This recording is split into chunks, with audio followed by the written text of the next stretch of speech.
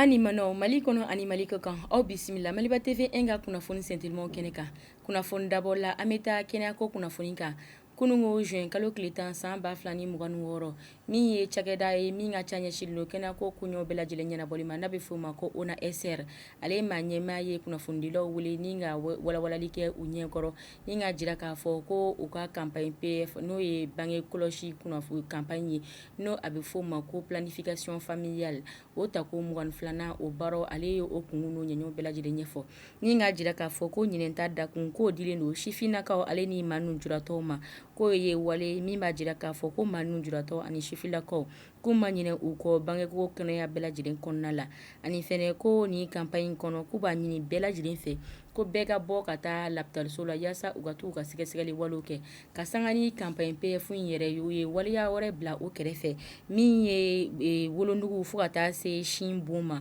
u bɛ k'o sɛgɛsɛgɛli walew kɛ ale fɛnɛ ni o banaw yera maa minnu na o bɛ kɛ furakɛ fo falaki an ka jamana korokara bɛɛ lajɛlen kɔnɔ ko de la ko bɛɛ k'i senfa biribiri ni ka taa an ka lapitaliso la yaasa ka se ka taa ni baara minnu bɛ ka kɛ u ka se ka o tɔnɔma bɔ a jirala k'a fɔ fɛnɛ ko waleya ninnu bɛ sen na fo juin kalo tile 30 san 2026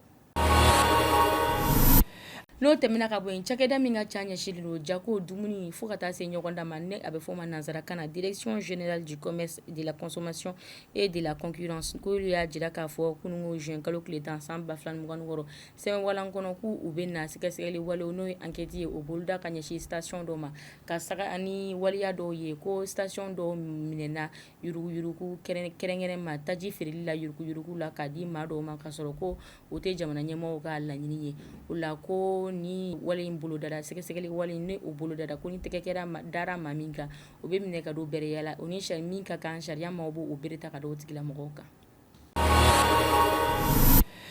Halisa an ka bi don kibaru kɔnɔ a jirala k'a fɔ ko juin kalo tile 9 san 2026 minisiri min ka ca ɲɛsinnen don baara ni baaradege ma ni ale Umu Salisɛki ale na ka kulu k'olu ye wulikajɔ kɛ ka ɲɛsin Genève jamana yɛrɛ kɔnɔ n'u sen yera lajɛrɛba dɔ la ni o tako 114 o 14nan o lajɛrɛba bɛ ɲɛsin o ma ni o kumakanw yɛrɛ bɛ ɲɛsin denmisɛnninw ka baaraw yɛrɛ koɲɛw bɛɛ lajɛlen ma dakunba min dira o lajɛrɛba ma o de ye k'u ka carton rouge bila denmisɛnninw ka baara la ni an ka minisiri min ka ca ɲɛsinnen don baara ni baaradege ma ale n'a ka kulu k'olu fɛnɛ y'u jɔyɔrɔ fa kosɛbɛ Mali kɔnɔ kumaw ni waleya minnu kan ka kɛ o ko kɛnɛ kan u y'o walawala ni k'a fɔ fɛnɛ ko u bɛna u ka cɛsirijala kɛ fila ye min ye denmisɛnninw ka baara ye k'a sɔrɔ u si ma se a ye k'u bɛna dansigi kɛ o ko la ani fɛnɛ ko baara minnu kan ka nun don olu ko la u ka se ka san sɔrɔ cogo min na k'u n'u tɛ ɲɛna ɲinɛ ko o waleyaw boloda.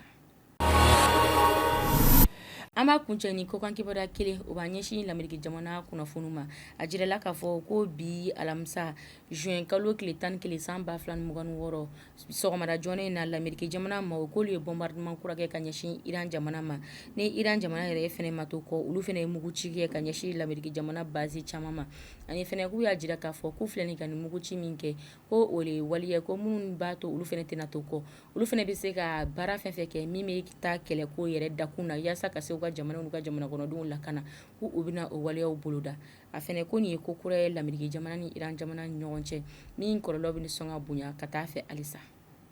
Ani manaw ni kunnafoni de b'an bolo ka di aw ma Maliba TV en ka kunnafoni sentelimaw kɛnɛ kan aw kan bɛn don wɛrɛ ni Ala man ka jɔnya jan na Ala ka basigi nati an ka jamana korokara bɛɛ lajɛlen kɔnɔ.